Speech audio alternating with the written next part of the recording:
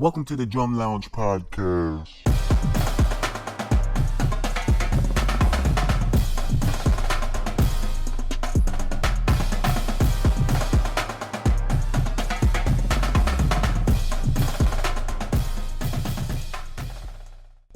Yo, what's good, y'all? Welcome to another episode of the Drum Lounge Podcast.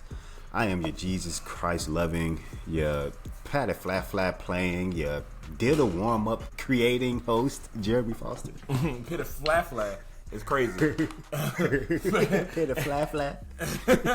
And I'm your hybrid playing mother sucker, Bryon Russell, man. Welcome back to the Drum Lounge Podcast. We here, man. Let me make sure my Wi-Fi on the right thing. Oh, you did the applaud. Yeah. Right. My steak breakfast. Yeah, we know it's been a while, man. It's on me. It's on me. I've been my job been taking over. Actually, earlier this week I was in St. Louis. Then last week I was with my job for my job, and the week prior, just a lot of work junk just been causing. During the day has been causing recording times to be not a thing, and then we accept your apology, Mr. Foster. Then at night, as a father, you got a son running around everywhere. You know how that gets, but got things under control now. And also, so it's getting not. That's not going to dim down or make us take our foot off the gas, but it is now the off season when it comes down to drumline culture. WGI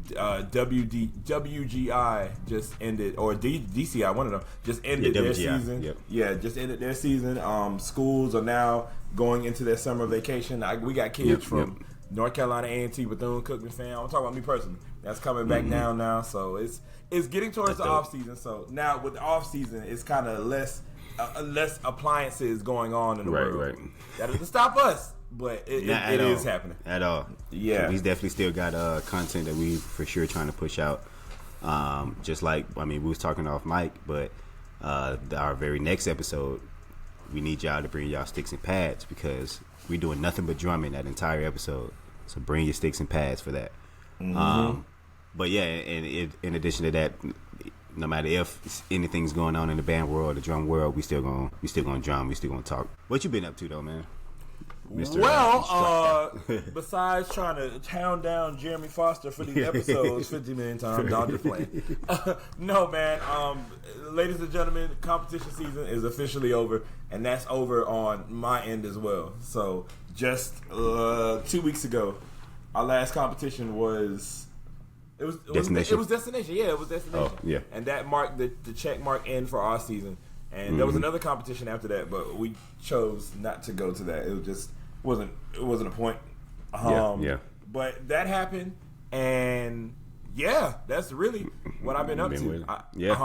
I feel like myself personally and my group, I feel like we've gone to the most competitions this year. Well, I know we've gone to the most competitions this year than we've ever gone to anywhere else or any other year. But in comparison with other lines, I think that we've probably done the most, and I've experienced a lot of things this year. I've learned a lot of things this year, and that's one of the topics that we're going to get into later on in the podcast. But other than that, man, that's been the tip, the bottom, the middle. That's been everything dealing with what I've been going on. So, I'm all drummed out. I'm pooted. I'm done. Yeah. Now I can talk about things, and we can go from there.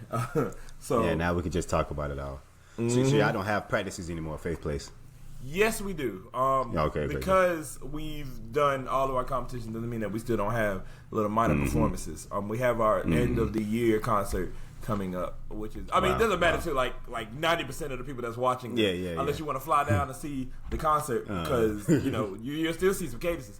But other than that, we have our end of the year concert, and I personally like to use this time. All of my kids are at their peak unless they just stop practicing. During this time, we can kind of enhance our book from old cadences that we play because we don't have a reason. I don't have a reason to say this cadence will be good, this cadence won't be good. I don't have to strategically choose nothing anymore. So the kids have been playing all year, not me. So I'll ask them and say, hey, what would you like to learn? What have you played in the past that you want to go? And then they'll take a vote on it. After they take a vote, all right, cool, we'll learn it. So That's one thing that I do in my off season. Another thing that I do is I take everything that I've done throughout the year and I start writing. This is where myself and I'm pretty sure a bunch of other people we get into our our writing bag. For a majority of you all that's watching, I wrote the jazz combo cadence. That's what's called jazz combo. I wrote my little swing cadence like during this time last year and said, okay, bet. And then it kind of bled into the summer because I had to see what numbers I had, what I can work with, so on and so forth. And that's what's going on. So, instrumentation. I can't write for 4 tonal drums and I only have 2. I can't write Some people don't get that, man. I can't Some write people don't for get. nasty. I can't write for nasty snare players, and I got like my snare player. Sorry, so that's how I gotta have to go with it. You know what I'm saying? Some people don't understand that jump, man. It's like you got to understand the numbers and the skill level of the people on the line before you write pieces. That matters. Just like you, I'm not an instructor, but I'm also after post marching season and post competition season. I'm also in like a writing season, a writing era. It's like a whole bunch of folks that's asking for music, and literally based on the drum line that I write the music, I look at several clips of their drum line. Like I look at recent clips of them, like see what kind of beats they be playing and see what kind of how many basses they got, how many snares do they have on average, and make a cadence based on that. Like I even asked some of the instructors, "Hey man, what's y'all numbers for real?" Because I ain't about to write nothing crazy, and y'all can't play it, or it'll sound weird when y'all finally play it. So I definitely get that for sure.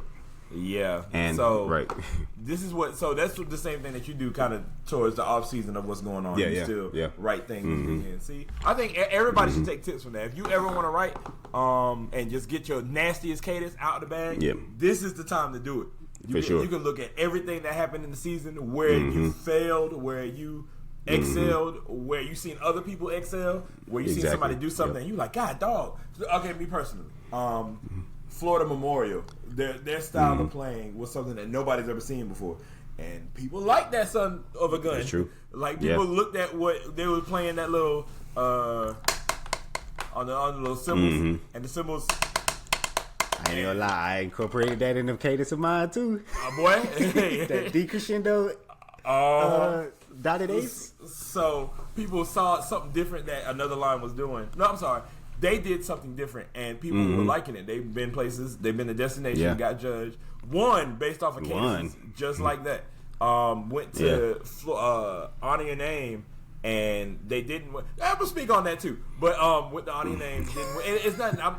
We'll get into it, but they went there, and their style was compared to the style of somebody else, and it was two completely different worlds. You couldn't pull another drum line and compare them to what Florida Memorial was doing. Right.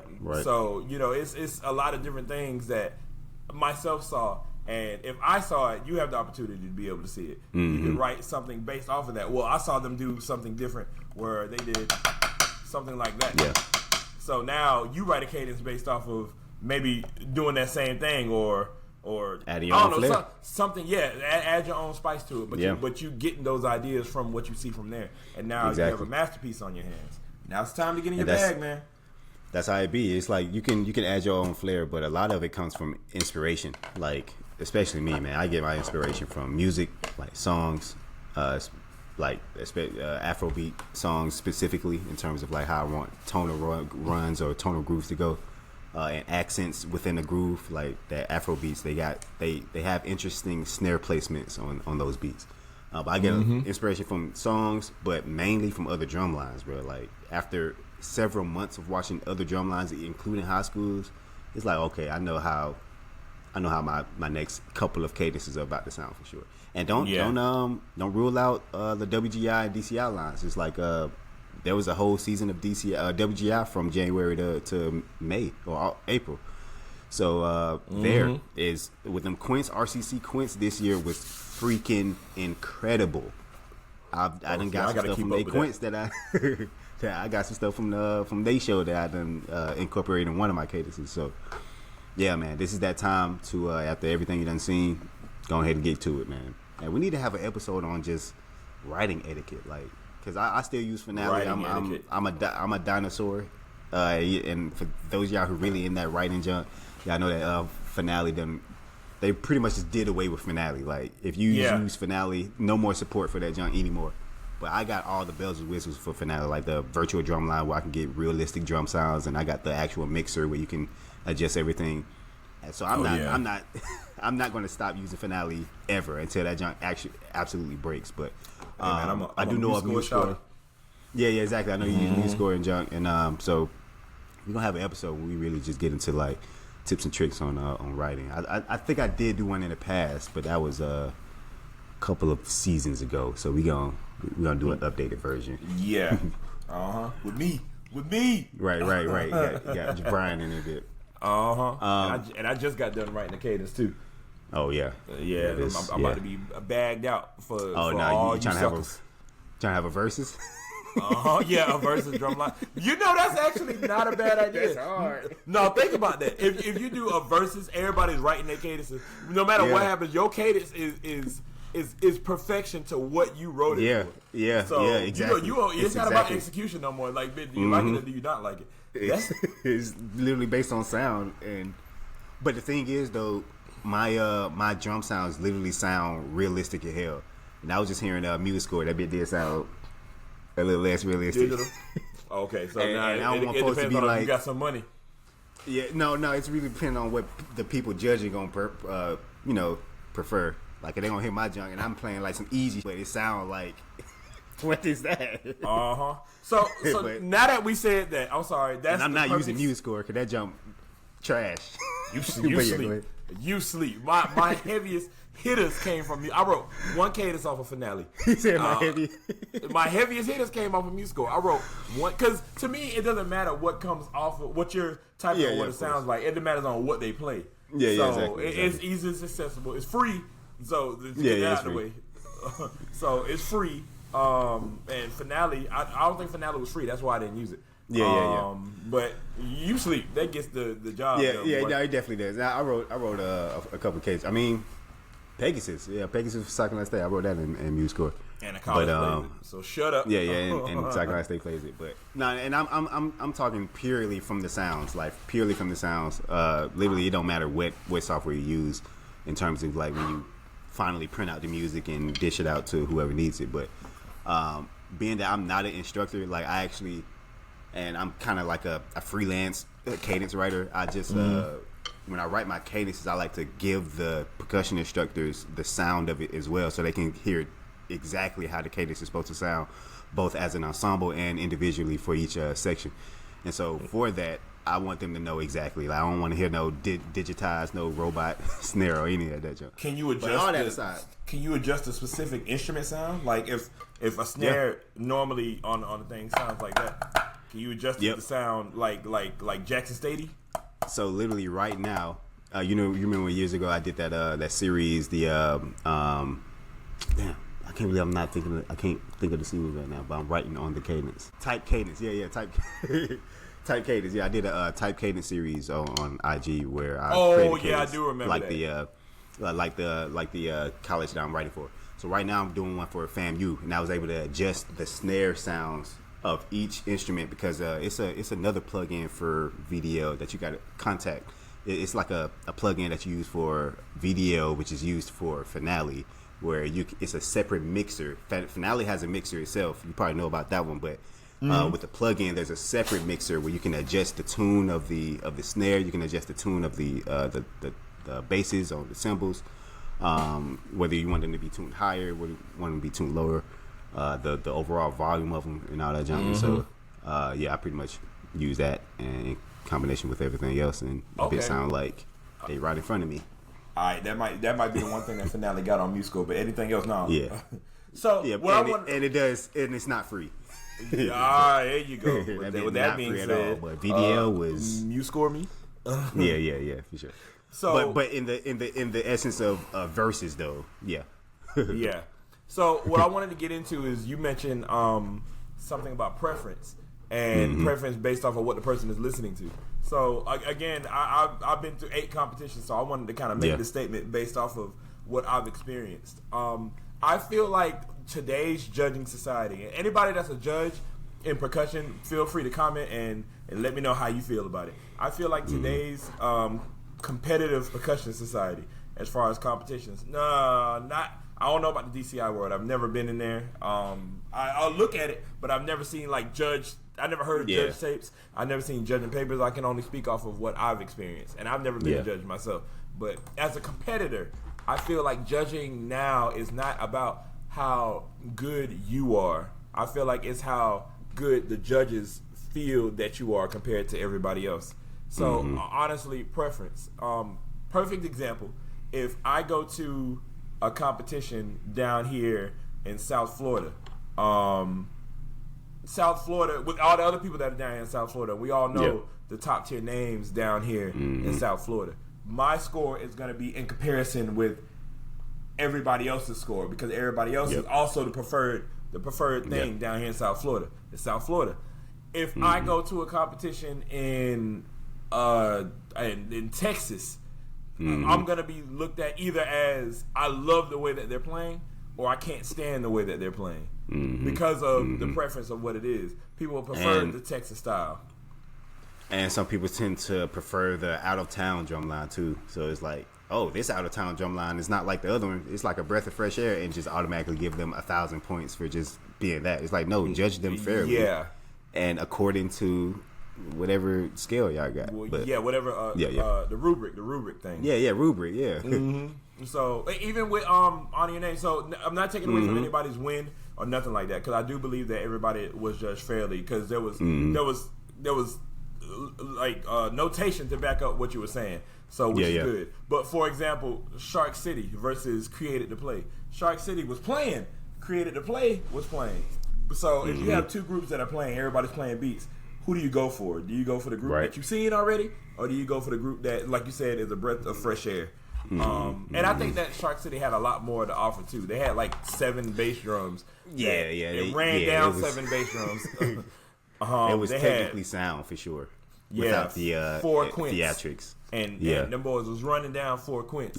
So both of them were out of town, but one has been seen before. The other one was, oh my gosh, they're here. You see them coming in with they drums flip and they got harnesses on and they're doing runs that to us we feel like is impossible. Like how in the world you for get high them to sound like schoolers? that? For high, right.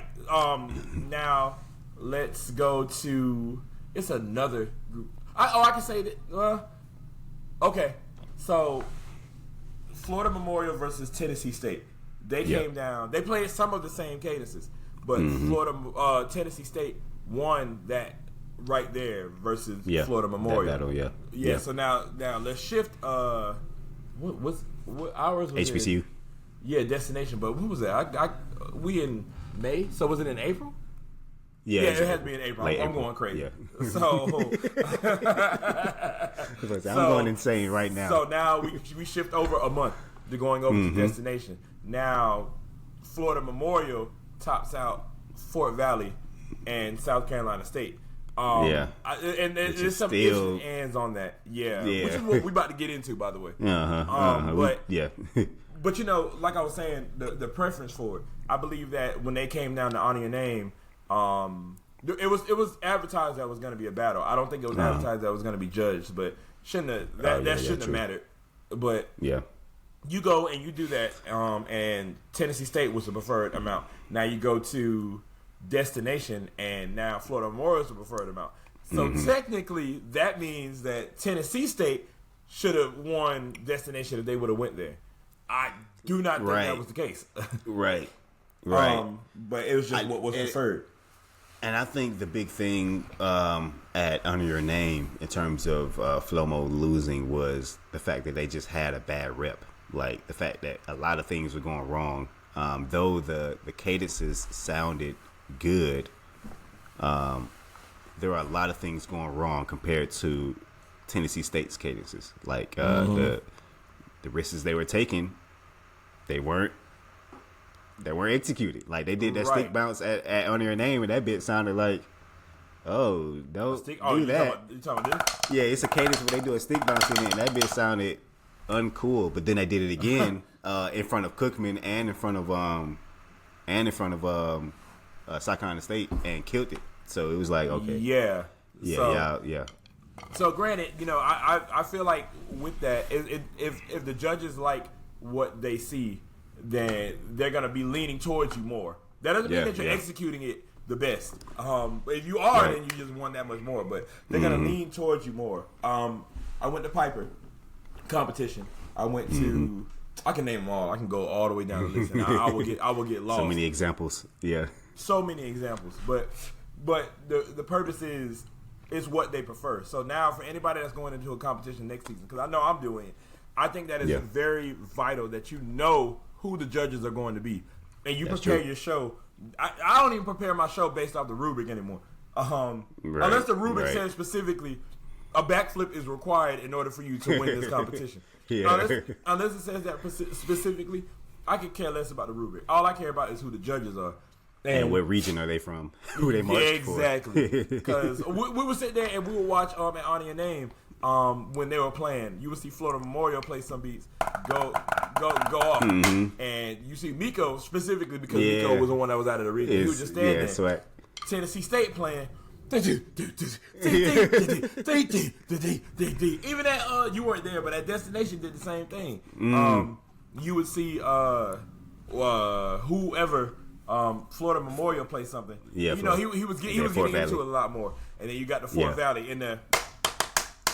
And then he just jammed into it, and he still lost. So it was a great breath of fresh air to see where the world of percussion is now, because now we got people that are getting judged by people you never know, never heard of before. Their stats be what you did? Their stats be march for the Ely Wheelie Leely percussion back in the day. And it's like, who? High school at the most. Like high school. You was an instructor for a season. You played for the McDonald's Drumline, and now you get judged based off of that. It's crazy. Hey man, I played for the McDonald's Drumline, man. That's not fair. That's a bad joke. Hey, you think I'm joking? In 2008, we had to random story, but it's on topic because it's drumline focused. 2008, it was the Atlanta Football Classic between FAMU and South Carolina State, and McDonald's called on Doug High to use their drumline to represent McDonald's. Oh, for real? At the game, yeah. And so we had to march out with Ronald McDonald. He had like a mace. He had to march out with Ronald McDonald, do something, and then march back off the field. I was in 9th grade, and they gave us free arch cards after. You remember arch cards? Arch card? No. What's an arch card? Yeah, arch cards with the gift card, McDonald's gift card at the time. I don't think they have arch cards anymore, but they used to give us like 10 arch cards for doing that job instead of paying us. And it used to be like cards that you can load money on it and all that junk. So, random story. I swear, everybody that played for McDonald's Drumline, I just made that joke. I didn't know that there was really a McDonald's Drumline. My fault, y'all. Drumline. Do not shoot me. Mick Beats. Right, Mick Beats. Gotta make the big beats, but that's all. I stepped back. But I wanted to make my statement about that. That's how I felt like this whole season with myself and others went. But now it closes the end of the season, so here we are. Is it still based off of preference, or is it based off of either you're good, or you're not? You know what I'm saying? I feel like there should just be a just global understanding for all potential judges and current judges and reoccurring judges. Like you should judge based on everything, like not just preference. Like not preference at all, because that's basically bias. Like why wouldn't we be biased?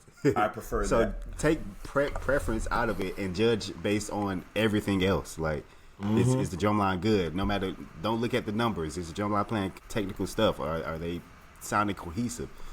Yeah, but I do feel like this. You can honestly never get away with that because people are human. Yeah. And as a human, you're going to prefer hot sauce over ketchup. So it's going to happen. I didn't realize that until this year. I was going to say, I think another thing too, though. So at Destination HBCU, were all the judges like talking to each other? Were they with each other as they tallied up votes and stuff? Like, Like I'm talking about literally talking to like literally right next to you, because I feel like that also affects everything. Like I feel like the judges should have their own opinion, their own section, their own paper, and they decide themselves what they want to score.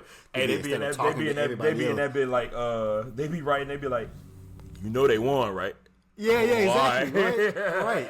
Like, hey, don't y'all think they did good? They killed the other four. Yeah, let's give them all tens. Like, nah, that's crazy. Hey, like, give your own opinion. You be the dude that gave them fours, and you like, let me make that 4 or 6. Yeah. Or like, 9. Nah, man. Judges should be in different parts of the gym, man. So nobody talk to nobody. Just focus on your own job. You know what? This past weekend, North Carolina had a competition called Rep Your City, and they did something I've never seen before, and I think that was a great idea. Instead of having 4 judges all judging their own opinion based off the same thing, they had judges specialized for each criteria. That's nice. So they had a judge specialized on the criteria for the playing. They had a judge specialized on the criteria for visuals, a judge specialized on the criteria for formations, and I ain't never seen that before, and that makes now that's the most genius. sense. Yeah. Each judge is looking for something specific, so they'll only judge based on that, provide points based on that, and based on all the judges' points tally determines the score of a drumline. I think that's genius. Yeah, because now, I mean, it still strongly can be preference, but now your playing is only appealing to the preference of, like, my playing is only appealing to the preference of you versus appealing to you giving me a perfect score, and then I'm just using this name, don't shoot me, I know you watching. So you give me a perfect score, and James Kitchen giving me a 6, and now I got you and a 6 versus somebody else getting judged by you. You give them a 9, he gives them an 8. So now you gave me a perfect score. You think I should have won, while he thinks I should have lost. And now the other group won because he averaged out more. So, but now you only based off that one guy. So that was pretty unique. I would like to see if you're watching Mr. Galloway, if you can just a random judge sheet. I want to see how that looked, because that makes sense to me. I'm gonna steal that. No, I'm just playing. Yeah, he went crazy. Yeah, he went crazy on that one. Shout out to Fred. Yeah, shout out, and we definitely gonna get into the Rep Your City too. Oh, what you just threw up? You just threw up. Oh, I thought you just threw up. Oh no, not Mu-Fi Sigma. Oh no, I don't want no problem. I did it real quick. Got back. When you did Mu-Fi. But now, look, you finna see my screen go like this. Yeah, man, I ain't throwing Mu-Fi. Ah! I'm talking about. Shout out to the Panthers. Whoops, clip. Right, but now, so in the previous episode, I know it's been like 2 weeks, but we back, and so in the previous episode, we titled it Part 1 with a question mark, but here's Part 2. We're gonna get back to Destination HBCU. We're gonna check out the battles that took place, give actual commentary based on what really happened. I guess we can watch 2K. This is from the Fort Valley and Flomo battle, and then 2K. This is from the South Carolina State and Flomo battle. I just want to point this out. You don't even got to cut this out. I hear the strongest lawnmower in your background, bro.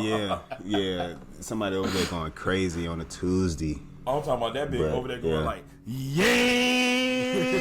Oh, it's really that loud? Sheesh. No, it ain't that loud, but I mean, I hear it. It's subtle in the background, but I had to look over like somebody cut grass on me, and I see the sound.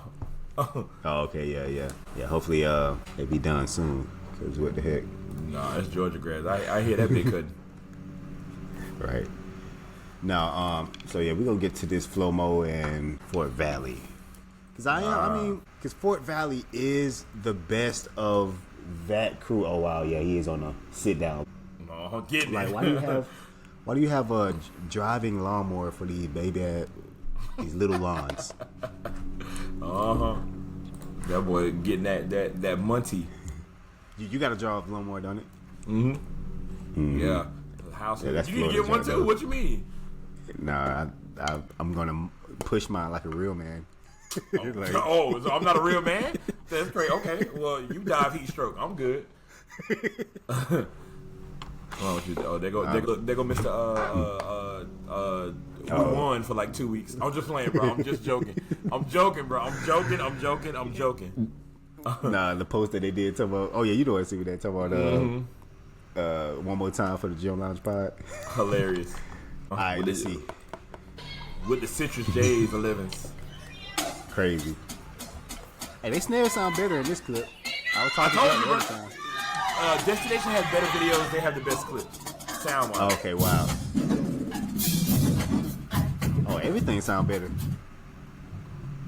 I don't know about them tenders though. I'm still trying to get used to that.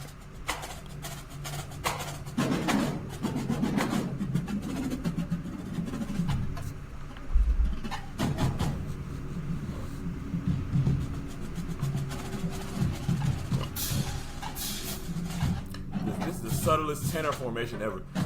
Yeah.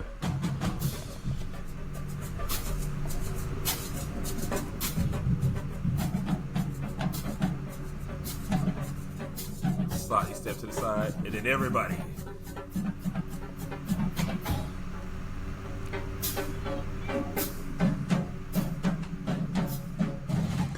My thing is, why is she the only one doing that? Oh, that solo? Yeah, I mean, it's a solo, so Yeah, it's a solo. So I'm not opposed to it. yeah. Because I don't think it was like nobody else can play it. And then a tune different. Right. Yeah. That, yeah. Mm-hmm. I guess that's how you can get away with that. Yeah. Like, all our tennis tune different. That's why she only did it. Mm-hmm.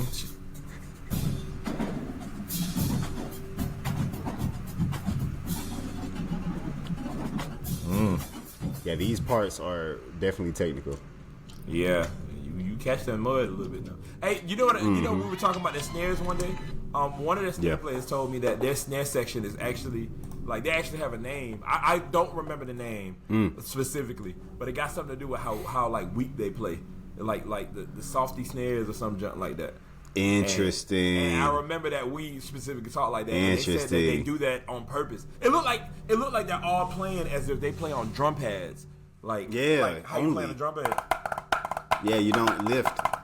Yeah, which is, I mean, they all are doing it. So my philosophy is, if you all are doing it and you all are executing it, who am I to say? Who right am I or to say wrong? anything? But yeah, when one of them told me that that's their name, I was like, oh wow. Yeah, I definitely want to know what their what that name is. But I mean, that explains it, especially if that's establishing their identity. So we got FAMU who plays the extremely high legato strokes. You got Impact who do the straight legato or straight staccato with a legato flair.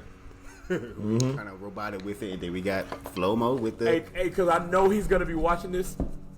Dang, you can't see it. That's Keon Gallo. He just texted me and said, wow, are we going to be coming in 2026? So I just want you to know, you text me that while recording. Yeah, wow, that was actually fine. Look at that.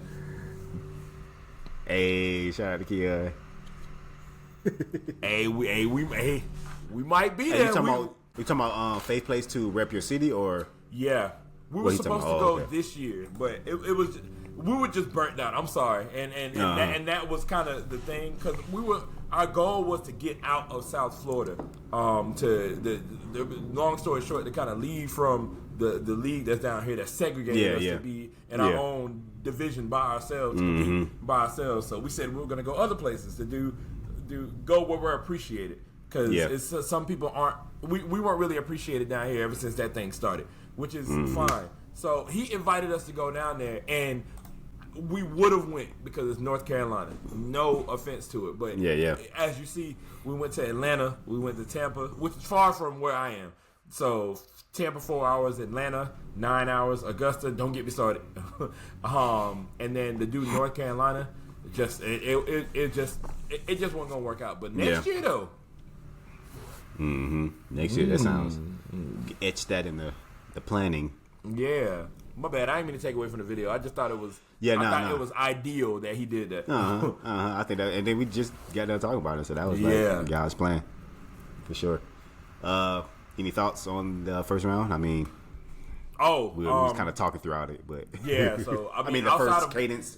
outside of what I gave, I've heard that cadence a lot, and so it wasn't really nothing too. Yeah. The specifics, nothing that surprised me, but yeah, I mean, it was slow mo. I think I've heard the cadence a lot. Like now, I'm in preference, and that's why I'm not a judge. Mm-hmm. But in my preference, I've heard it a lot, and they went out there and they played it.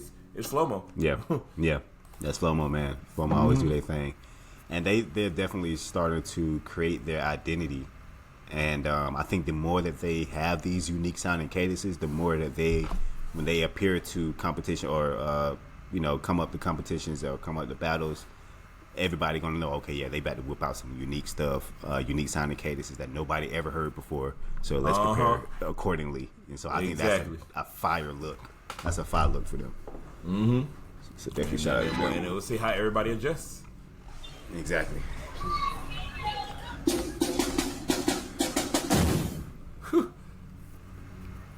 Yeah, Alabama State do that little.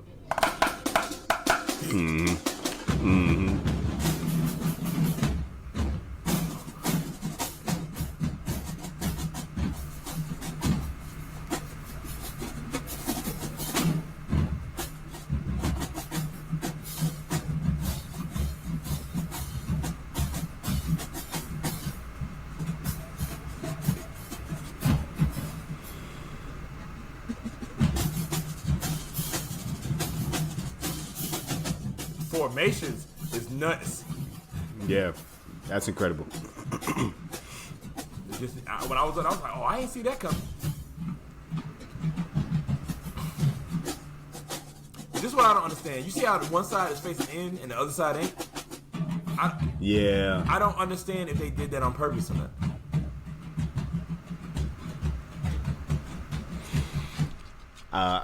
That bass tuner conversation, I added that in the cadence. Oh, you did too. Yeah, well, I added that in that cadence that I gave. I'm about to give y'all.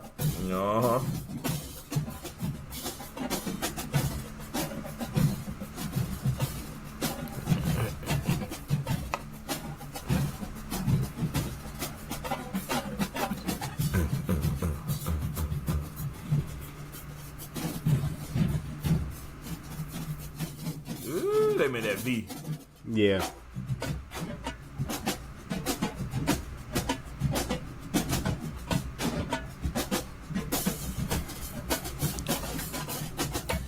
I never understood why like tenors would face forward sometimes and the basses face forward sometimes and face to the side. I wonder if it's a sound thing. It definitely got to be a sound thing. They was just bumping like crazy. So this is what I got to say to the reason why I think Florida Memorial won that, because both of them are playing. I think Fort Valley, because of the style of what they played, makes their stuff a little easier to be able to execute. Mm-hmm. It's a lot harder to play fast. Hear me out now. It's a lot harder to play. Mm-hmm. My bad. I don't want to be trash. You see what I'm saying? Versus. Yeah. And it's not necessarily the tempo. It's yeah. Well, actually, yeah. It is the tempo. Yeah. Tempo. Yeah. I can't go around that one. So I think that Fort Valley is so much easier on the ears, and it's good for you to be able to do this because it's not hard for you to understand what's going on. I'm basically telling you what's happening. Versus Florida Memorial, I think Florida Memorial is they're trying to get you to understand. Yeah. So and it's a collegiate. Like the name of this competition is Destination HBCU. So we're expecting you as a college drumline to bring your best foot forward. I mean, it was already deemed that for honor your name. We didn't know it was going to be judged, so that was just on the fly jump. Even though we was definitely still supposed to have judged based on quality, but this is a drumline competition specifically for the 4 college drumlines that went. So yeah, they were supposed to bring their best foot forward. Now with that, like you said, Fort Valley was playing at, if we just gonna give a range, they were playing at a good 100 BPMs, whereas Flomo was playing at 120. And they was probably playing some of the same parts, but it's just the fact that Flomo was playing faster and cleaner. And sometimes, even if I can hear every single beat that you're playing, it's like, bro, you're also playing it really slow. Like that's one of the things that I kind of knock Edward Waters for, because they play some really technical beats, but sometimes it can be so slow that it's like, okay, I kind of know what y'all about to do next, because I can assume it. Like I can hear the conversation so much so that I know what you about to say next. And so that's when it gets a little tricky. So I can definitely see how that probably contributed to Fort Valley's loss. Right. So, but you know, crazy, they won that round, and that I think everything that first else one afterwards. they won. Wow. I was in person, and this is my first time being in. Well, not my first time, but first time like they're playing to me that I was listening to a drumline that plays that style. And seeing that, I heard some little mud moments. I was like, oh, I ain't never heard this before. Not specifically from the school, but from the styles. Period. Flomo, I've heard mud before, but I've seen them all my life. So I was like, oh man, nuts! So look at what's going on here. So yeah, but they gave it to them every other round. Flomo dusted them. It's like hearing clean beats from FAMU snares. It's like, oh, okay. Oh, y'all do that? Oh, I'm just playing. Yeah, I do that. Okay, cool. Let's go. What? No, like for real. Like definitely when they playing that. Oh,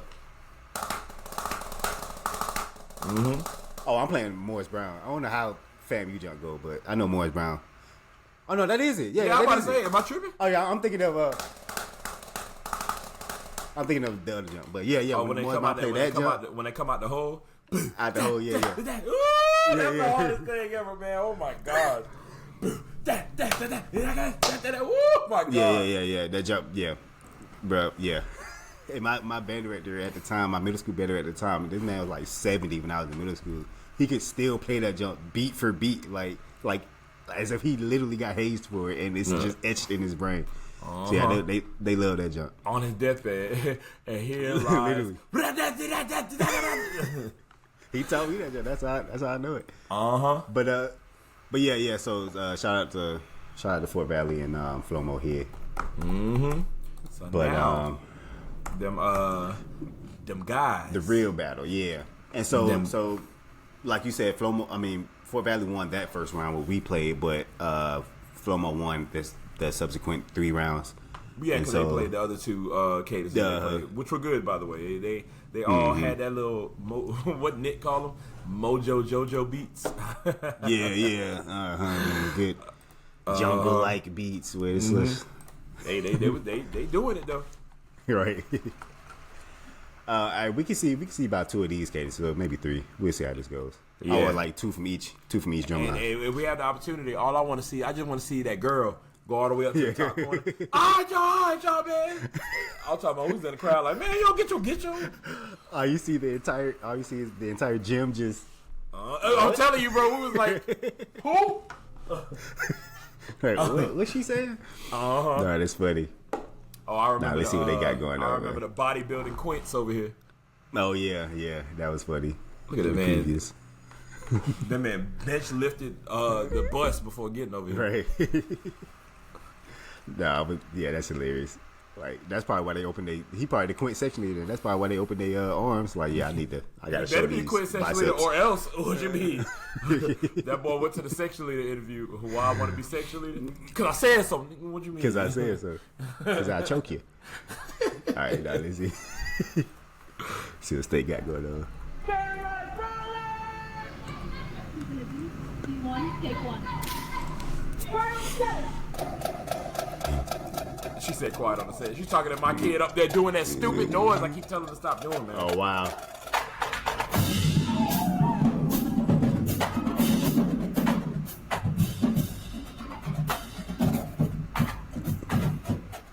Different shoes. That's interesting.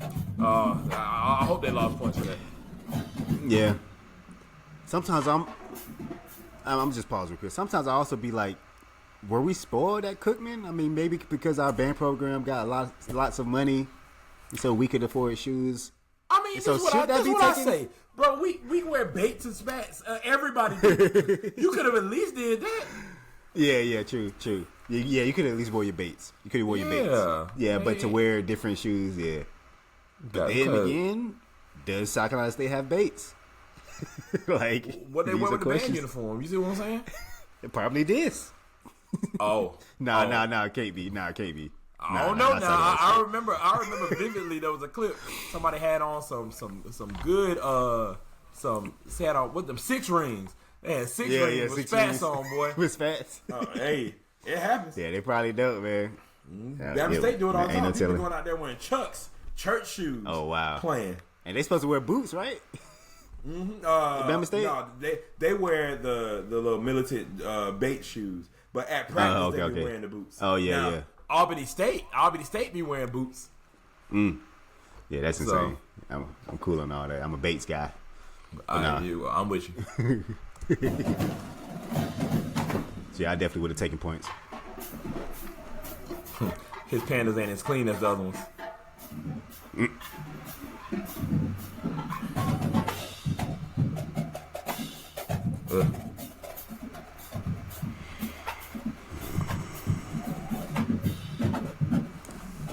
What?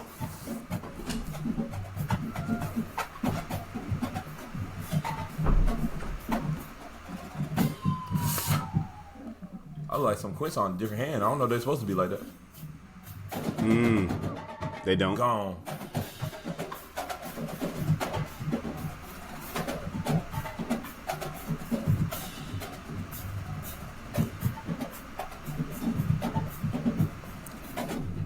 It's definitely bongo 101.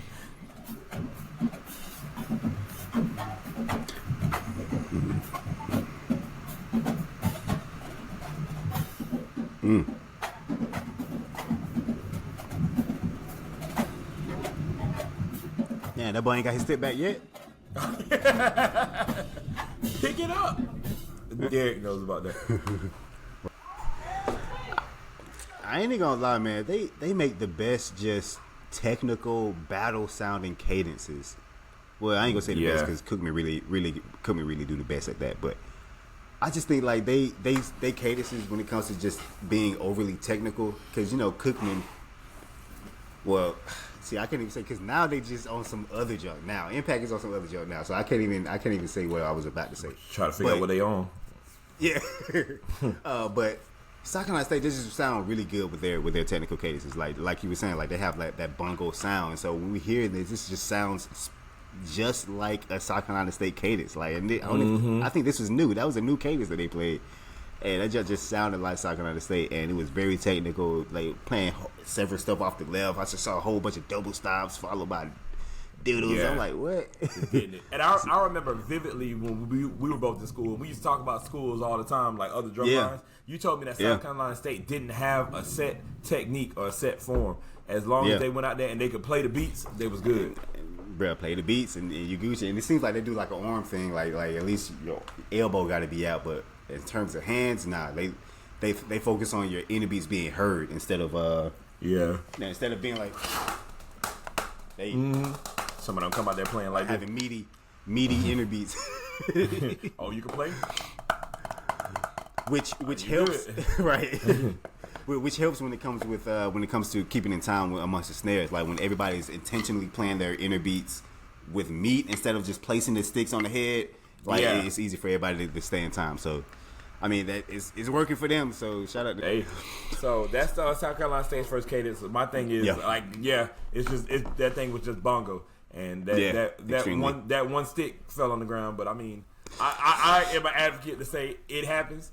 Just don't let that bit keep happening. And I was thinking that for my kids too. My kids, I got this one snare player that just her nerves. It was just her first time being a snare player this year. Yeah, and her nerves just would continuously whoop her. Could she play the parts? Yeah, it might take a little bit for her to get up there to play the parts like my other snare players are. But she was playing them, and when she would get in front of somebody, just I don't know, just nerves, stuff that never happened in practice. Like being able to do this, it just don't be happening.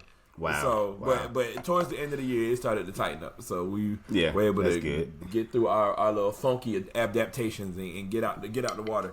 But that's great. Mm-hmm. That's great for a high school student. But when it comes to this college drumline, at a battle specifically, like we ain't even talk about a feature, we ain't even talk about practice. We talking about at a battle where you are right next to the other drumline. Nah, you can't drop that stick, man. You can't drop that. You got to. If you're a judge, do you take out points for that? Because you've been a judge before. I've never been a judge. Do you all actually will deduct points for somebody dropping sticks? Yeah, I do. Okay. Yeah. You said you do, but you don't know if it's like a thing, is it like a rule? Like you drop a stick, you lose points? I don't know if other people do it, but I do only because this is something that should have been muscle memory at this point. Like everything is muscle memory in terms of the cadences that y'all are supposed to be playing, the performances, blah blah blah. It should be muscle memory at this point. So every stick flip that you do, every whatever that you, unless it's clear how the stick was dropped. But if I see like you doing somebody running by may have brushed the stick and the stick just went flying, like a cymbal player running by may have brushed the stick, that makes sense. But if you're doing sticking like this snare guy was doing, if you're doing the sticking and you literally just I'm taking points. Yikes. Yeah, I'm taking points. Yeah. Because you should have known that when you do this and you do this, the stick will be dropped at some point. You got to do something to catch it. So that means you know the sticking. That means you know the sticking. Oh, so yeah, that's definitely a thing for me. But that's just one thing. Now, how's the rest of the cadence? Because you drop that stick, but is everything with the rest of the ensemble going well? I mean, that's just 1 point taken off. That's up to the rest of the section. Yeah. All right. So let's see what Flomo got. First hitter quitter. Let's see what they got. Oh. And then after that, we could touch on the Rep Your City the battle that they had, because they definitely had a good turnout from what I saw. Okay. I hate that I didn't make it, man. My bad, y'all. Our gas was literally on empty this season. I didn't want them to tap not one more drum.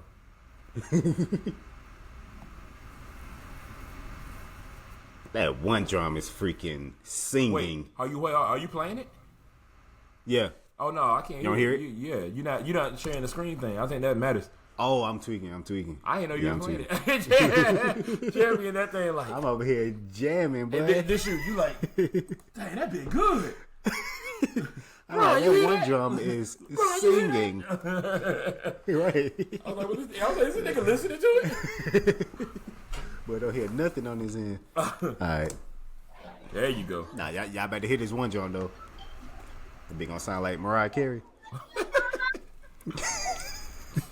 Look at my boy Jalen, that quint player. Look at Ray with all the hair. Get your hair up, Ray. Right.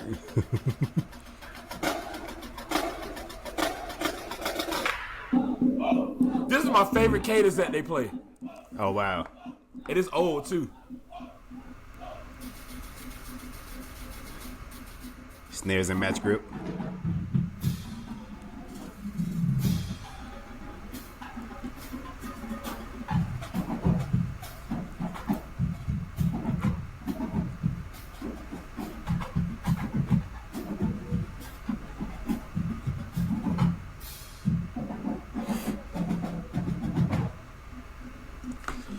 Them 6/8 cadences can be iffy, boy. Come on, man.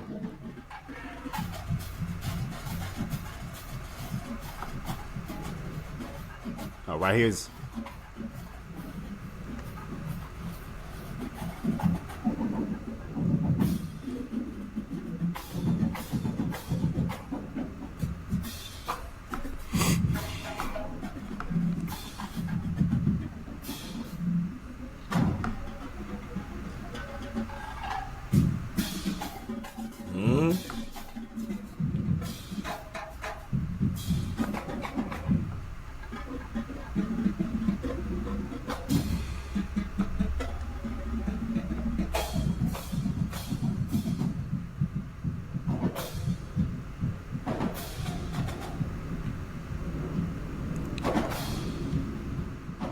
I like this.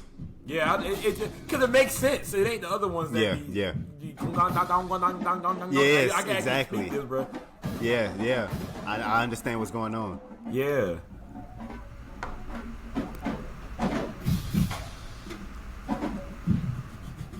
Ooh. This the end? It sound like it. Sound like a finale. Yep. See, bro, it's Charles, I hope you're watching. And the style that you write your cadences in is phenomenal. I'm not taking nothing away from it. But I was able to keep up with that cadence. I understood the beginning of the cadence. And then that little the little middle beat part where Charles was playing then two. And then everybody came in like that cadence tells a story. And I can tell where the cover of the book is from the intro. Hello, my name is Johnny. To the middle of it, Johnny was hurt, but he finally got up and got a surge of energy. To the end, Johnny met the girl of his life, and like I understood everything that was happening. That stuff matters to me, man. And not that cadences should have templates, but it's just that we should be able to tell like when a transition is a transition, when something is something like.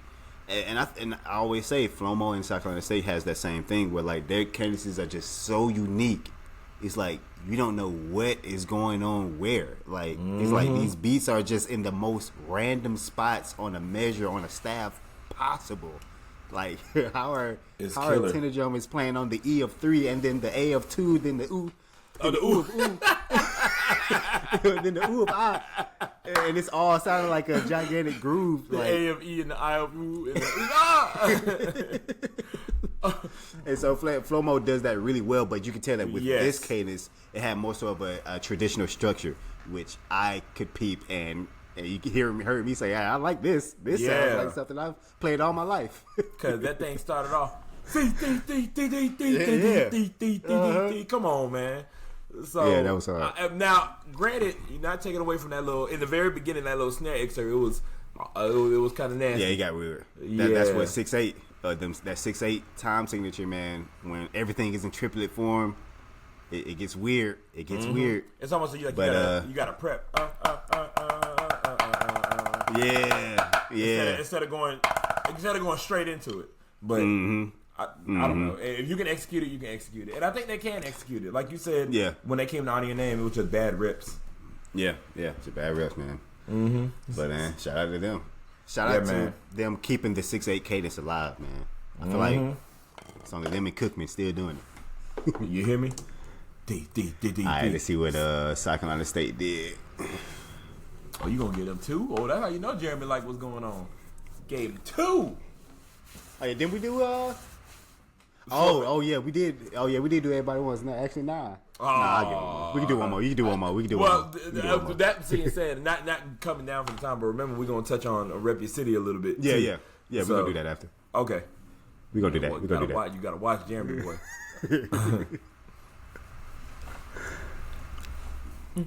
Oh wait, are you playing it? Are you playing it?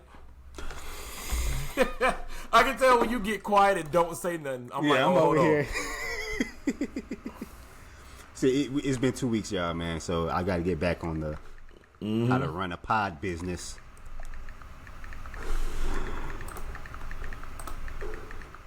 Yeah.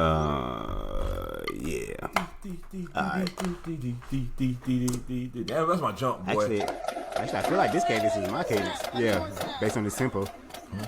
Who the girl that keep announcing? She was on the line or something? Right. Oh, no, never mind.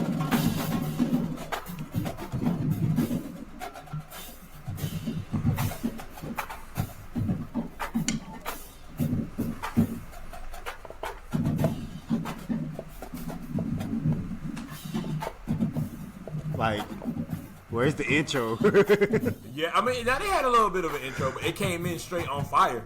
But they had an intro. Yeah. Tonal's going stupid. Bring back the 30-second note splits. You see the cymbals? Them boys crash like this.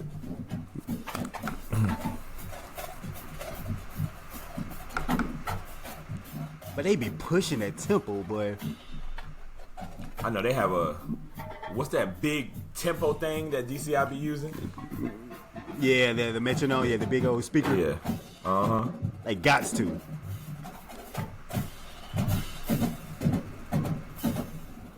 Cymbals in that bit. And snares. Yeah, essentially to know, he know. And then we get bongo again. Hey, look at her. I love this. Look at her. She about to do that little. Oh, everything swung. Ooh. Swung was the thing this season, man. Everybody did. Yeah, it was. Like that. It was. You're welcome.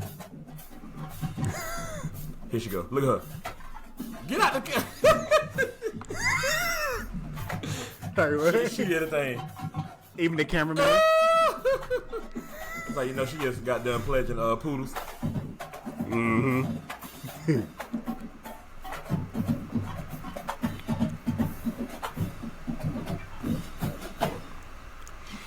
Blah, blah, blah, blah. Man, get to you, man. You're right. They be pushing tempo. That's one thing that I think they got. They're like Cream. Like they're the reason why Cream was doing it. Actually, wasn't a lot of influences from Cream coming from them? Because when they like brothers, for sure. We were like the feeder school, the feeder program for South Carolina State. Yeah, but one day like brothers for real, like it was Tim Green and Mr. Rouse. Or James Rouse. Yeah, Mr. Rouse. Yeah. He would. Oh no, they're not brothers. But he would write cadences for Tim Green would write cadences for Mr. Rouse, and Mr. Rouse would write cadences for Tim Green type junk. That's crazy. So South Carolina State played some Cream junk and like Blurder was a Cream warm up, and then we played some South Carolina State junk. And so that's that one right there, boy. That's that one. Ooh, how I learned that? I think I learned that from you. Yeah. Probably taught you that joke, but yeah, man. So shout out to South Carolina State, man. They just and I know for a fact they have a metronome that they practice to, and you can tell from the sound of their cadences, like their attack is so unified. Like you tell the entire section to do downbeats, it would sound like one drum line from them. It would sound like one sound from them because you can tell that they practice with each other with a metronome. You can tell that everybody know how to play in time or how to play as a song, and so that's key to them sounding how as great as they do. I think I want to get a mega box, a tempo, mega tempo box thing. Mm-hmm. If that's what they use to get them to play, exactly. Yeah, I need that. They be on that, man. They be on it. It's almost like it don't matter what tempo of anything for them. As long as it's set, it's like, all right, this tempo, let's do it. 999 beats per minute. That's it right there. Right. Yeah, exactly. Right. They just need to know the tempo. That's why the instructor was doing that last year. Hey, this is tempo, y'all. Oh, he's going up and clicking the tempo. Yeah. I still don't agree with that. But yeah. I still don't either. I don't either. Hey, a side note, I thought that was because of the girl, the section leader. I thought that I don't know if it's true or not. I thought she sucked at tempos. So dude was like, no, y'all not going to mess me up. We're going to do this. But now I see that they be doing gimmicks. So that might have been what it was. And she ain't playing this shit. So they were like, you ain't playing. I'm just playing. I know South Carolina State got this thing where after you like march for a certain amount of years, you just don't want to march no more, or you probably got to pay for it, and it's like, you automatically become a tech. Yeah, and so that's a thing. You've done your tenure, right? All right, whistle. Okay.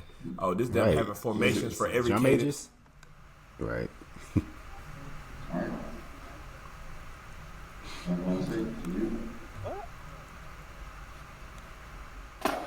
Wait, what? Yeah, I didn't know what was going on either. This snare player looks like Gertie. He does. It sounds like Florida. What? Yeah. It's fine that Florida has a style. I love that, actually.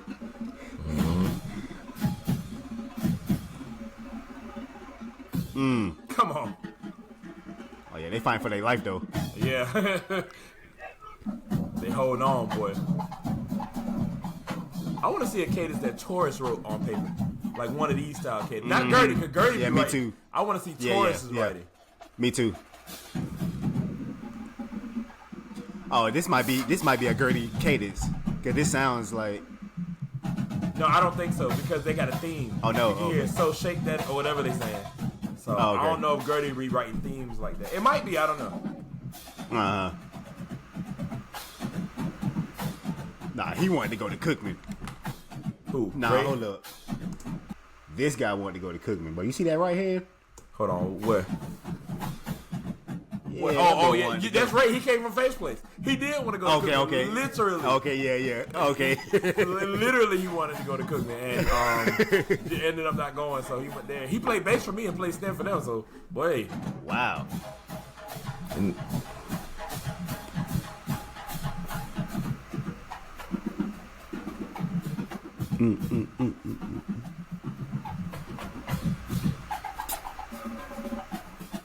Yeah, this junk is themed. I don't know if Gertie did that. Yeah. And it's crazy. They both write the same, but it's wow. It's like how Torres explained in his little video. He said that he'll hear something and get it based off of that theme. I don't think Gertie really writes like that. Be on that.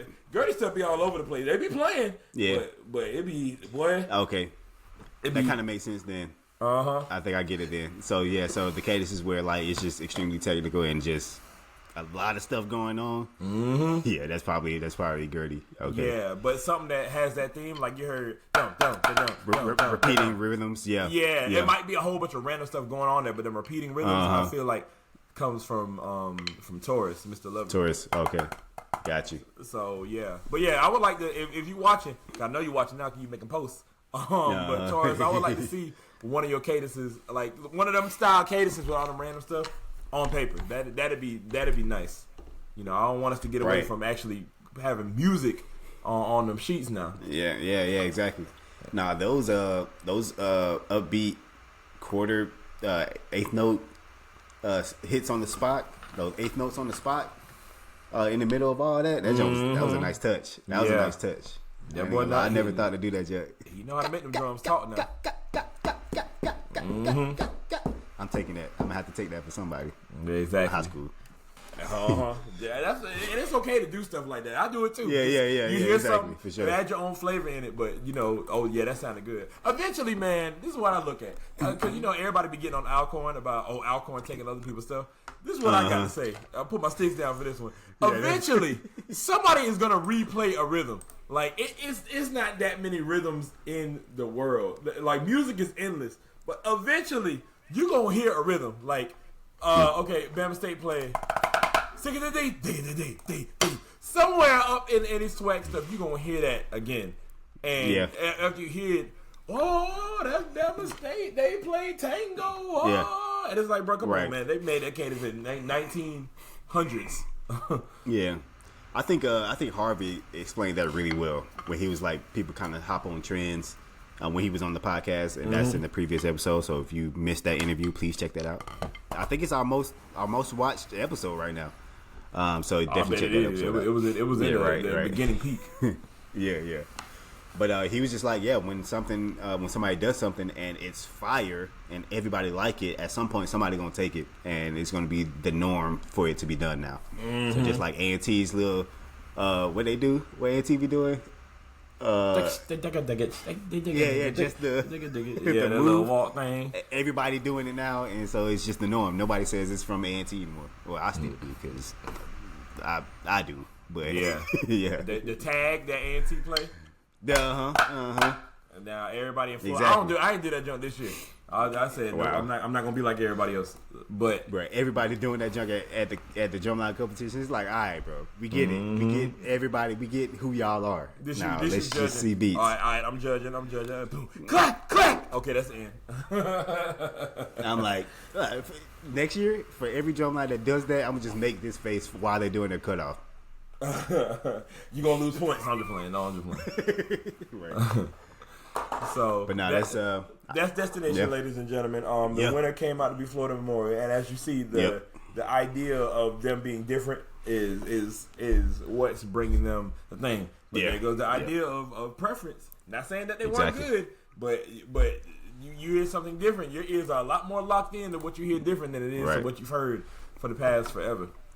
So, exactly, man. And he graduated now, so I can say this. I don't think he'll beat me up. But Jabez from Florida, Fort Valley, he said that every time a new person comes at Destination, college-wise, they win. So the first year it was Fort Valley, the next year it was South Carolina State. Sense.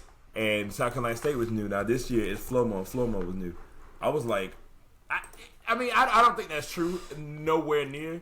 But I mean, it's true that happens. But I don't think the reason they win is because they knew. But somebody lying.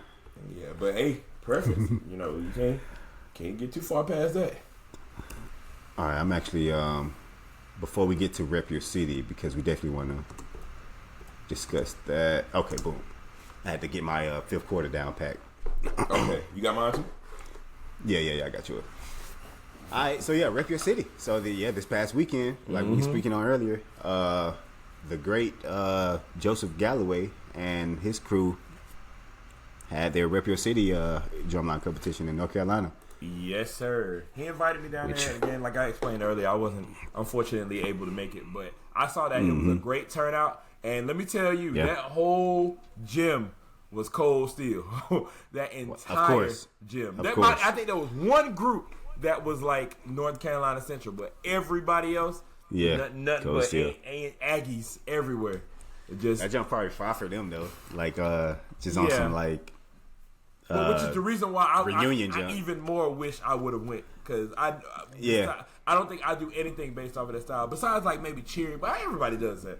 But I think they started that jump cheering like in the middle of the party noise. Yep. So dang, but everybody out there, it was some grown looking men out there playing on the drums. So I wondered, it might have been like, I know Bull City's Best was there because they were supposed to be at Destination, but they backed out, I think, for whatever reason. But I did see them there, and they look pretty decent. But now it kind of makes me wonder, like, was it an age limit, or was it high schools, or what was going on? I saw Grimsley too. Grimsley was there, and we went against them when we went to North Carolina, and they went all the way to the end of that thing, boy. Wow. So we started the battle with them, and we ended the battle with them. We were like, God, dog. That's hilarious. So but Rep Your City happened all the way in North Carolina. I'm not sure what city.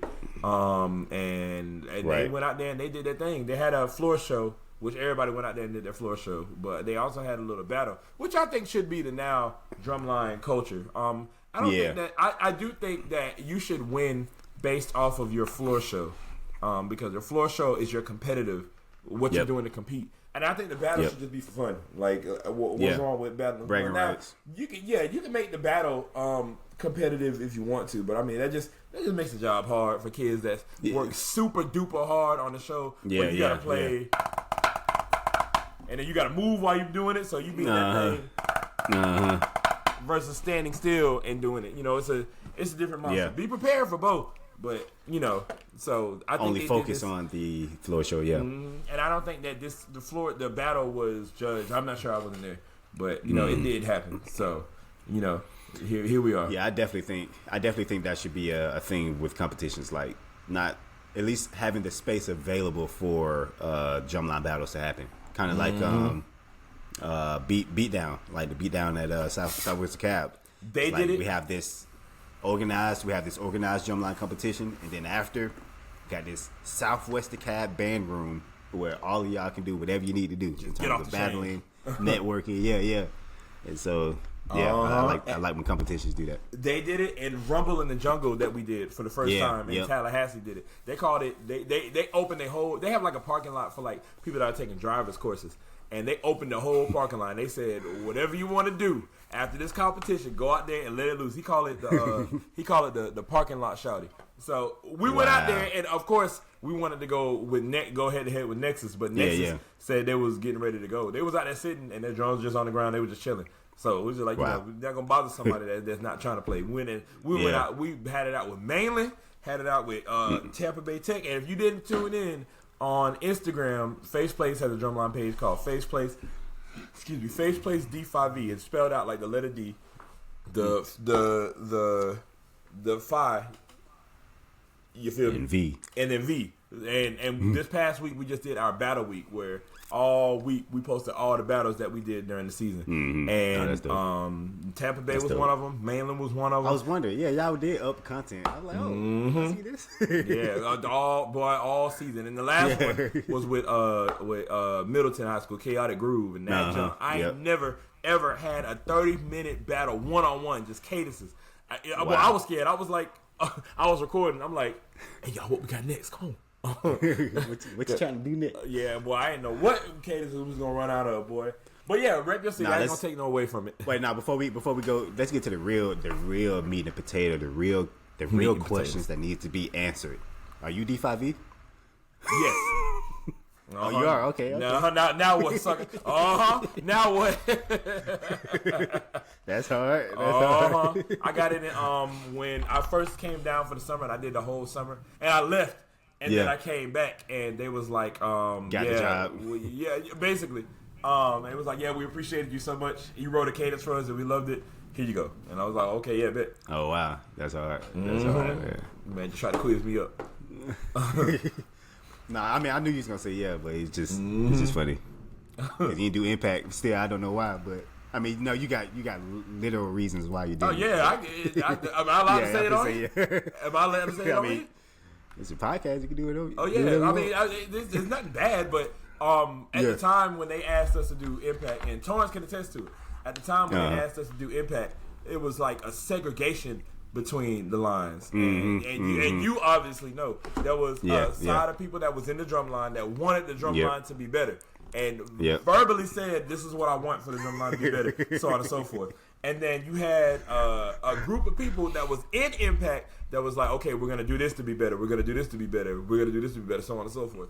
Then you had another side of people in impact that was like, "We're not going to do this, so we can still be good." And it was so much terrage in there.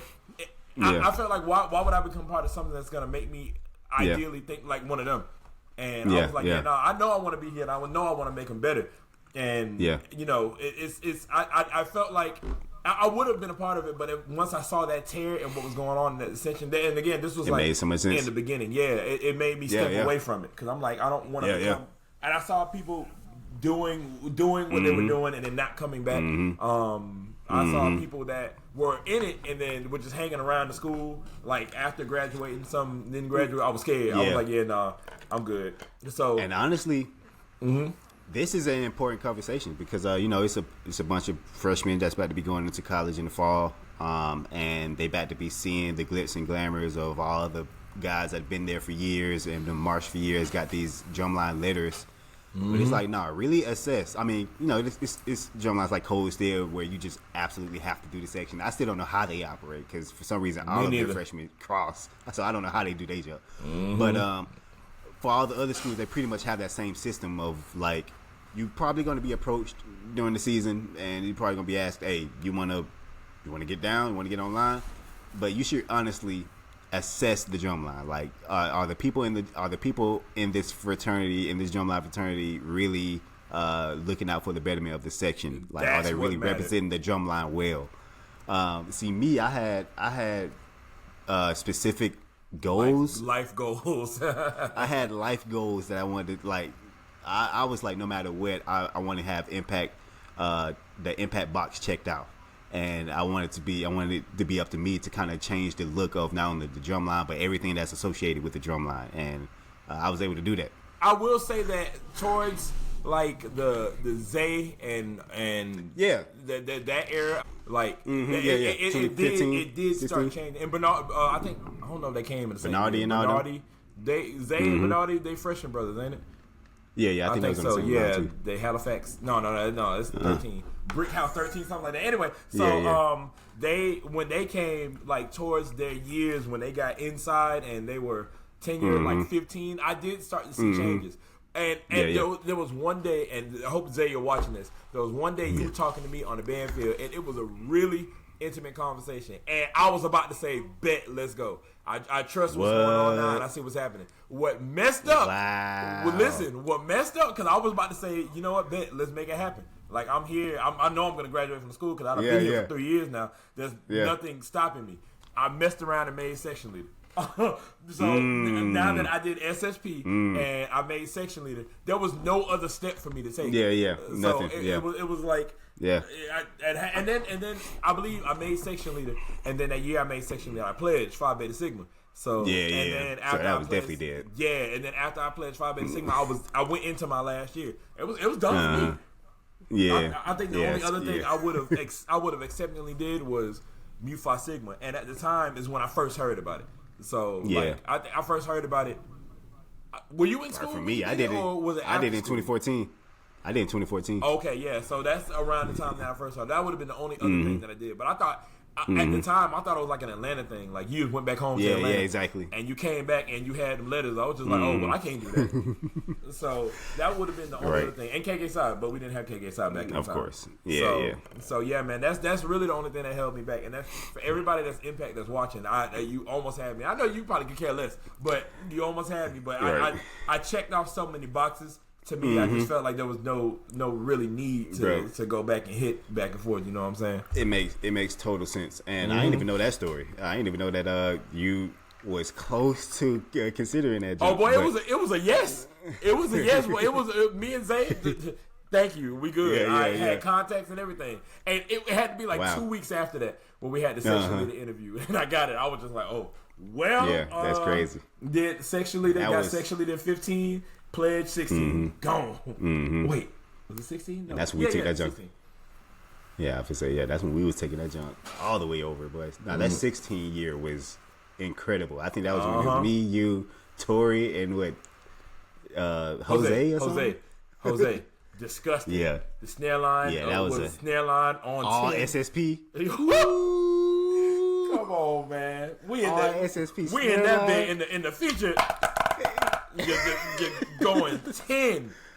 Oh, 12, but yeah, that was incredible, man. Yeah, man. Those are times. Even the Alpha chapter never say that they did that. Yeah, whenever they exactly. play the Shield, it'd be people sitting out. No, we had all 12 out there. Had all 12, man. Let's get it. Hey, I'm putting that clip in here. Yes. Hey, I remember Ore. Ore in the feature practice was like, hey, we need to put a solo right here. We all said, the Shield, forget it. and Ore just like, all right, bet, go ahead. And not knowing what we're playing. Right. This is literally like 9 hours before the performance, like the morning before. Put a lick right there. We said, I bet. That joke was fire, man. Woo! Nah, but that's just a little blurb on cross-year section and all that. It comes with its highs and lows, and that varies drumline by drumline, but it is what it is. And I kind of had that. I was going to say this too. I kind of had the same sentiments with me and RDO. So RDO actually came back. You did that too? No, I didn't. So RDO actually came back my last year in 2017, and they was like fishing for everybody to join this resurgence line. And they came up to me on some, hey man, we would absolutely love, bro, if you hopped on this RDO line, man. That junk would be crazy. A whole bunch of folks would be like, hey, you see Jeremie that did it, so you want to? I was like, bro, I'm not back to RDO. I'm about to graduate in 3 months. Like, I'm cool on all things band.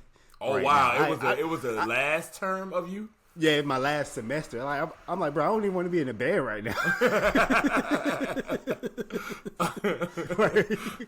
don't even want to be in a band. What y'all talking about? I definitely want to get out of here. Like I was the only guy from. Well, it was probably like two of us from class of 12 that was still there. I was like, yeah, I'm trying to get up out of here. But so I definitely resonate with everything you said about Impact and have total respect for you for saying that and having those sentiments. So yeah, you know how it is with us. Yeah, you Neanderthals on the plane. Right. But nah, man, and yeah, that was Rep Your City. We didn't even talk about Rep Your City, which is crazy. Oh, right, though. Okay, so what was the standout battle? Because I do have it up right here. The standout battle. It was. I can only tell you because you see the little thumbnail clips, right? The chapter, yeah. It's the group called. To me, it was a group called X Factor versus X Factor, some other group. I don't know. I think they battled twice. So maybe the first one. No, it wasn't the first one. The first one was they battled twice. Oh wow. The first it time might have been the first one then. Oh, okay. The first one, I just know that first cadence. Oh, if you playing it, I don't see nothing. You ain't sure it. But yeah, I'm about to show it. Okay, the very first one. I don't know. I just know that first line was like kind of magnificent. Oh wait. Oh, okay. Yeah, there you go. Right there. That's them. Yeah, that's them. Okay. Yeah, so they had a battle and they was going pretty decent. But just look how energetic everybody is. I think they're the only ones that were actually super duper energetic and they were actually playing beats. They had some mud up in there too. But everybody else was just like, you know they how looking like Cold Steel already.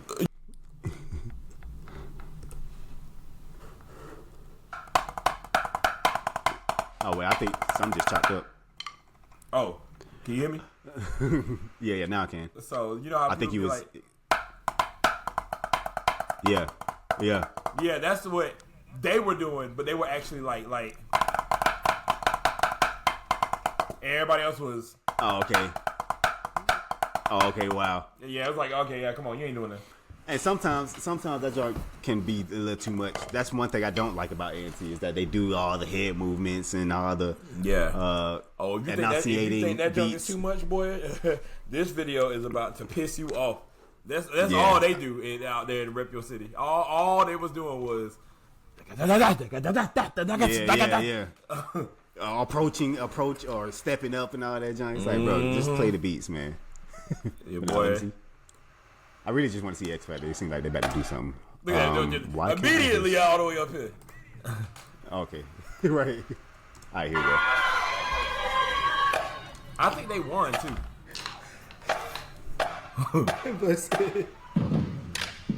Great tune snares. Oh, they system blues now. Okay. You only gonna get so much out of them. There's an art to the drum rock. Like, you see how his leg is higher than the others? This is why I love Norfolk, because they do that jump perfectly. Uh-huh.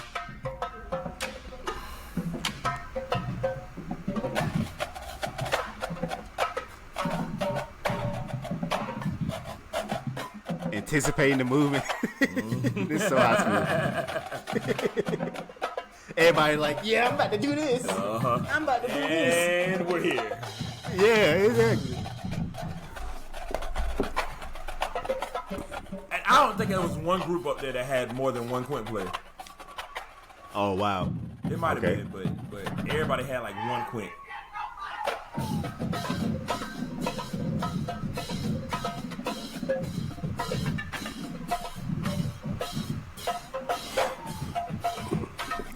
I'd be so mad if I was playing for them and I had to get a dynasty. Like, man, I want the System Blue, man. Right. It's so crazy, man.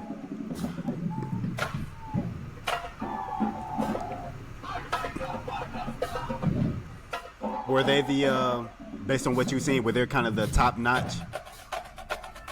Their floor show, yeah. Oh, okay, wow. Oh, he dropped the stick. Yeah. As battle wise, it's another school I'm gonna show you. And they kind of went viral from this thing too. Jarrell, you get out.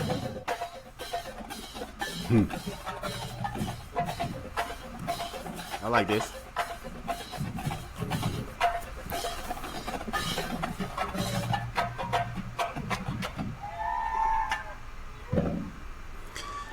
Hey, I'm not gonna lie. Florida's high schools are much better than this. Like Florida beats whatever this just was. Now, but what was another instance of granted, it's their battle, so all their best material probably isn't on this show. Their floor show probably had a lot more of their aggressiveness, but I mean that's about it. I don't know their name, but if you go down to the little scroll thing, so I can see, like, it's some light blue drums. Light blue. Yeah, like the drums got like right a light blue. There they go. Yeah, them. It'd be about CN the Hill. That little kid went viral because I guess he won the snare drum battle. But they probably were like the better battle people next to X Factor. Okay. X Factor was good, and I don't know none of these lines. So, hey, speaking of that, let's just take this picture. Say what? No, I was saying I'm gonna take a picture. To show Keon saying we literally talking about y'all right now. Okay, yeah. Oh yeah, they about to. What? Yeah, see? What is going on right now? This don't look like the beats that are being played. It don't look like these people are playing it. Yeah, right. Ugh. Tinder's getting off.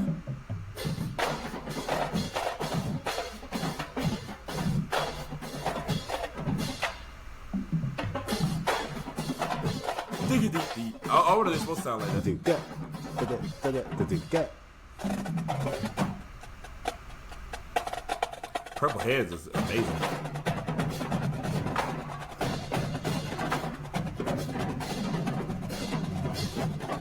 It's like an all-girl drumline, or you're right. I see like the couple of dudes, but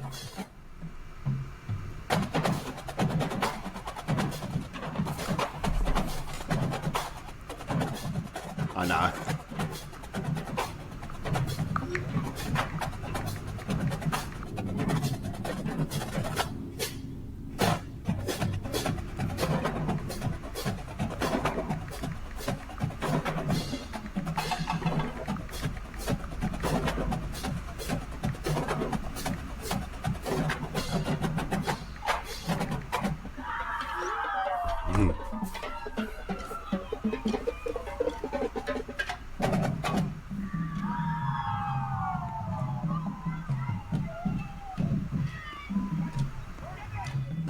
it must be like an all-girl school or something.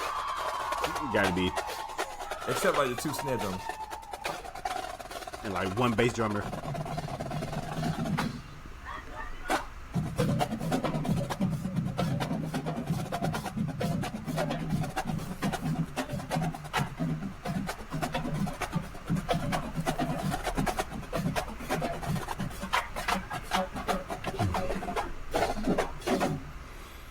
I'm not mad at that at all. Honestly, I'm more impressed with this than the X Factor. And the reason being is because they were dirtier, 1,000%. But they were a lot more. Yeah. Their parts were a lot more trying to be executed, and a lot more entertaining.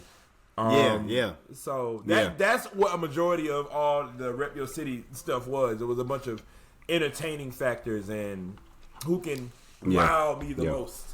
So they can be the most hype, right? Yeah, but I think X Factor won, if I'm not mistaken. I feel like they're the ones that took away the trophy. I don't know though. I didn't see anybody from that thing post say congratulations to X Factor or congratulations to that school. I think it was Carver, whatever the name of that school was. I didn't see Ice Cold. Carl. Yeah, one of them. Best. I didn't see a call. I didn't see a conversation saying congrats to them for winning. But that was them, and it was a bunch of other schools that were there as well. And if we had the time to be able to go through, but that thing was an hour and 40 minutes. Like, this is us recording right now, and the time don't even say hour and 40 minutes, and we've been on this thing for a while, so there'd be no way we get through it. So, but everybody went out there and they did a phenomenal job. Coming from the Drumlines podcast to you all, you all definitely did your thing, and I pray we can make it out there this coming year. You know what? Now that I think about it, Joseph Galloway, he wanted us to come out there. I'll tell you, Jose, he wanted us to come out there to live stream. He was like, bro, what I got to do to make it possible? And I just told him, we need a flight and hotel. He was like, all right, cool. I don't know if we can make it happen this year, but I forgot what else he said. What can we do to make it possible? And then that bitch said, oh yeah, we can't make it possible, but but you never know. Like next year is open. Yeah, because he was like, well, this year I can't. I probably can't get your hotel or something. I think he was like, I probably can't get your flight, or I probably can't get your hotel. But that was just the thing for me to absolutely get there. I absolutely needed a flight and hotel for the short notice thing. But maybe next year, if we can only provide a flight, then I could definitely pull up because it's a year out. But yeah, man, they. Based on these clips I saw, man, they put on a great event. So shout out to them, boy. I hope Band Bros, that's the name of it. I think Band Bros is that. That's another organization YouTube platform that they go onto a bunch of things. But they got a whole team of them. It's like them. It's a guy that's drumline. It's a guy that's band. It's a whole band in that room that's sitting there talking about other bands. Oh yeah, that's all right. If everybody grabs an instrument, they can actually go out and perform. That's how many of them it is. Yeah. Okay, shout out to them then. But yeah, man. That's our episode for today. And so before we totally end this thing, we're gonna go into the fifth quarter segment. And for y'all who don't know, fifth quarter segment is where we pick a band clip or a drumline clip that we love a lot, and we play it on the show uninterrupted, unpaused, anything's just so you can just fully enjoy the video as it is played on this show. So for me, I messed that bill last time. With Oops. Wait, no, I think I did too. But today I'm gonna do South Carolina State coming off the Destination HBCU Competition. Yep, I'm gonna do South Carolina State playing Stick It when they first played Stick It in 2010. That's when I was like, "Whoa, what is that cadence?" And immediately got the sheet music to it because I played for cadence. I thought Stick It was a snare solo. Nah, that's Stick It to the Man. Stick It to the Man is that solo, but Stick It is the cadence. Yeah. All right. Well, let's stick it. I'm gonna put myself on mute because I will be over here physically. Right. Me too. All right, man. Yeah, this is Stick It by Bongo Brothers Incorporated.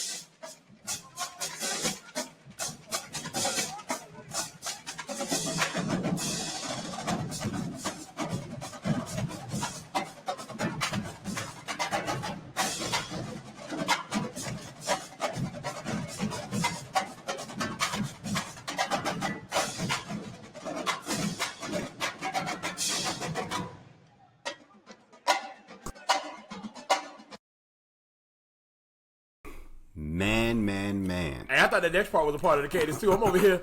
That's how you know we band heads, boy. Growing up, I watched these videos. Like I was just about to say that. Bro, growing up, I used to watch these videos, and what determined if I could go to a school or not is if they played a part that I couldn't learn, I was gonna go to that school. Boy, oh boy. Yeah, that was an iconic feature, and this performance. Oh wait, no, this is not the Battle of the Border feature, but this feature and the performance when they went against Norfolk from like 2010 or 2011. Those are just I used to watch those features so many times, bro, like so many times. Man, look. But yeah, shout out to Bongo. That was South Carolina State playing Stick It. Right. I don't know what the part is. He got to be. Tim Green is crazy. But okay, so my fifth quarter segment we were talking about conversations when it came down to different lines, and I know that there's this one cadence that specifically Talladega College plays, their drumline, the Renegade Rebels, and I don't know the name of the cadences. I don't know the names of none of them cadences in that area of drumming. But I just know they just got this one part in there. They be playing. I don't know what they do, but they go, and then the cadence is based off of that one chorus that's happening. And boy, hey, let me tell you, that whole time, every time I heard it, I just be in my head, yeah, just bamming to it. Okay. So this.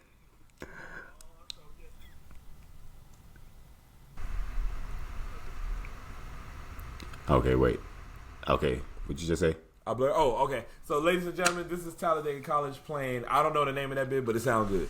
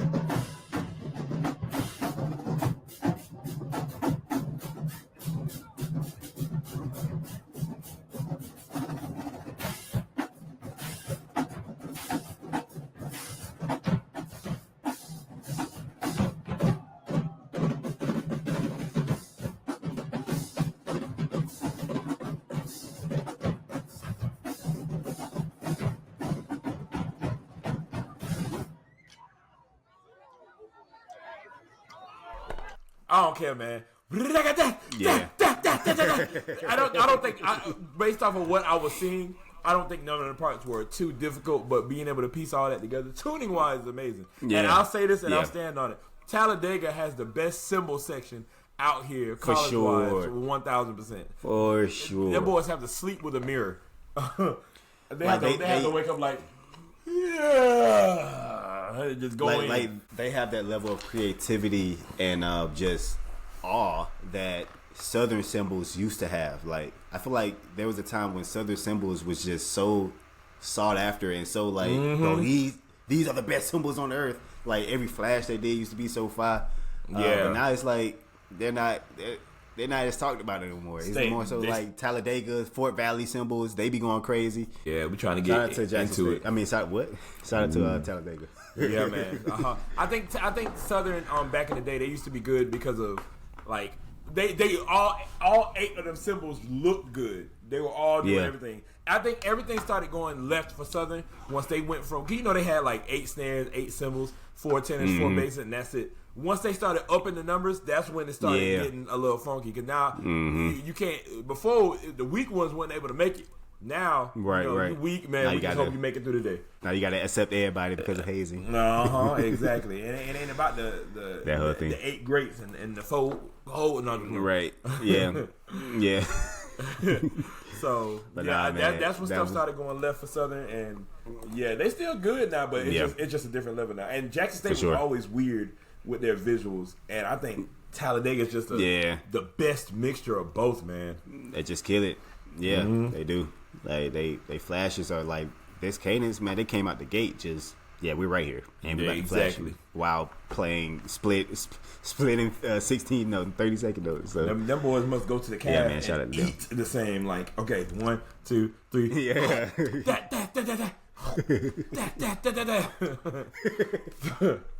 Biting on beat is freaking diabolical. Yeah, I think that's all we got for today. And so, like we said earlier in the episode, please bring your sticks and pads next episode because we about to do nothing but drumming. I got a lick I'ma write, 5 measure lick that I'ma write. Bryan gonna have him a 5 measure what? I can't talk today. I'ma have a 5 measure lick.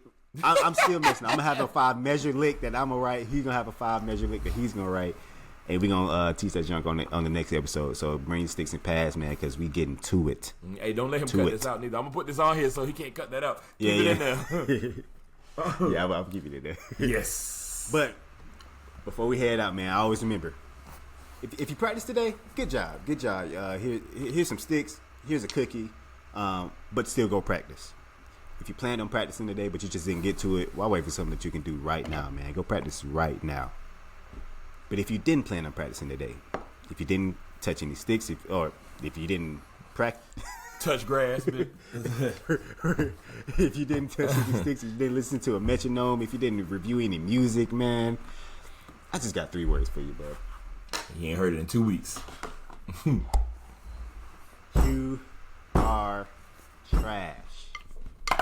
All right, y'all. Be safe. All right, y'all.